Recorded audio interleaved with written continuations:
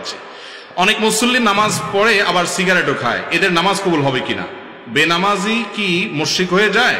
অনেক লোক বলে যুবক বয়সে নামাজ রোজার কি দরকার, বড় হয়ে পড়বে, সম্পর্কে কিছু বলেন।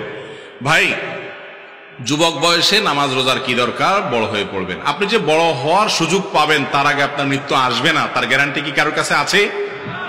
আর আল্লাহ তাআলা কি নামাজটা কি বৃদ্ধদের জন্য বা বৃদ্ধ বয়সে পড়ার জন্য করেছেন, না সব সময়ের জন্য? প্রাপ্তবয়স্ক হওয়ার পর থেকে ওয়াবুদ রাব্বাকা হাত্তা ইয়াতিকাল ইয়াকিন, মৃত্যু আসার আগ পর্যন্ত ইবাদত করাটা আবশ্যক। অতএব এটা শয়তানের ধোঁকা, এটা কোনো অবস্থাতে জায়েজ নাই। নামাজ প্রাপ্তবয়স্ক হওয়ার পর থেকে ফরজ করা হয়েছে। আল্লাহ তাআলা আমাদের সবাইকে আমলের তৌফিক দান করুন। আর বেনামাজি এই ব্যক্তি কি অমুসলমান কিনা, এটা নিয়ে অনেক ওলামাদের মত হলো সে অমুসলমান হয়ে যায়। আমরা অনেকে এটা জানি না। অনেক ইমামদের মতে ইচ্ছাকৃত নামাজ ত্যাগ করলে সে মুসলমান থাকে না। নবী করিম সাল্লাল্লাহু আলাইহি ওয়াসাল্লাম বলেছেন, বাইনার রাজুলি ওয়াশ শিরকি ওয়াল কুফরি তারকুস সালাহ।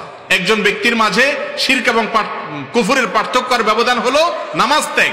নামাজ ত্যাগ করলে ওমর রাদিয়াল্লাহু বলেছেন, লা হাজ্জা ফিল ইসলাম লিমান তারাকাস সালাহ, যে ব্যক্তি নামাজ ত্যাগ করে ইসলামে তার কোনো হিস্সা বা অংশ নাই। এত ডেঞ্জারাস বিষয়। যদিও ইমাম আবু হানিফা রাহিমাহুল্লাহ সহ অনেক ইমামদের মত হলো নামাজ যদি কেউ ত্যাগ করে আর তার মধ্যে অপরাধ বোধ থাকে যে হারি আমি তো খারাপ কাজ করতেছি, নামাজ পড়া উচিত, তাহলে এই ব্যক্তির নামাজ হয়ে যাবে, এই ব্যক্তির ঈমান থাকবে।